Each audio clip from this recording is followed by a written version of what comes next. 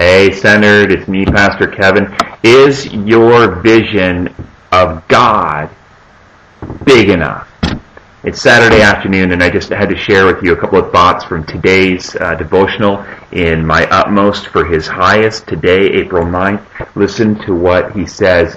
You should always recognize the difference between what you see Jesus to be and what He has done for you. If you see only what He has done for you, your God is not big enough. Let me read that again. If you see only what He has done for you, your God is not big enough. It's what we do sometimes in church, right? We focus on what God has done for me, what Jesus did for me.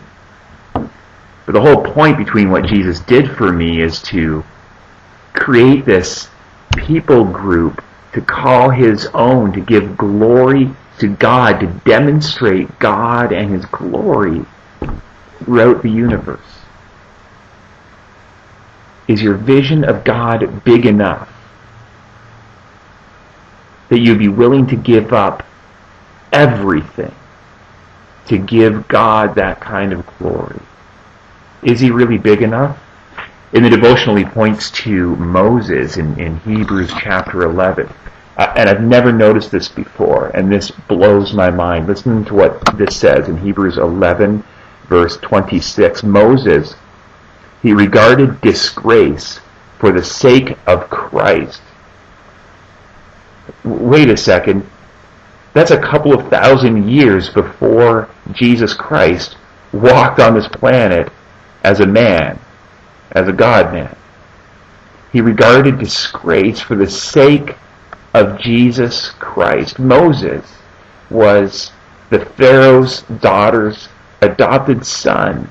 He had everything, and he gave it all up for the sake of Christ.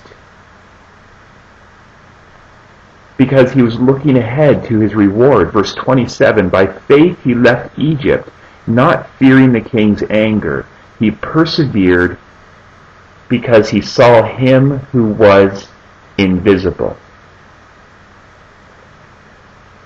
I've never noticed this before. Moses had an experience with Christ a couple thousand years before Jesus walked around the desert.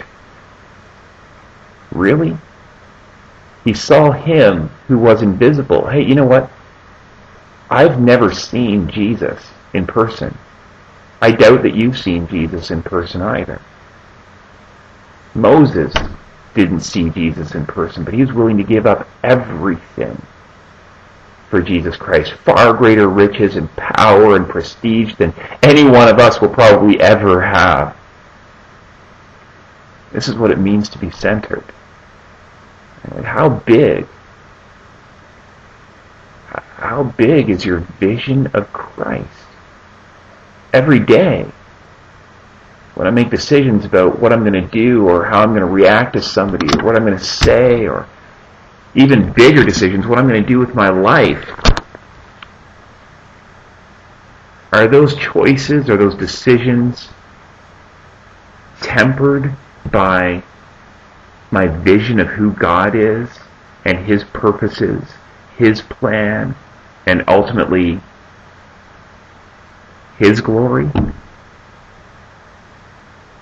Think about that. Is your vision of Christ just about what He did for you? Or is it something far greater than that?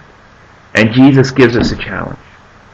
Read Luke 14, verse 33. Because it's Jesus' words, it outlines for us what He requires of His followers. It's a challenge for you today and for this week. All right, Centered, we'll see you at Centered on Sunday. Peace.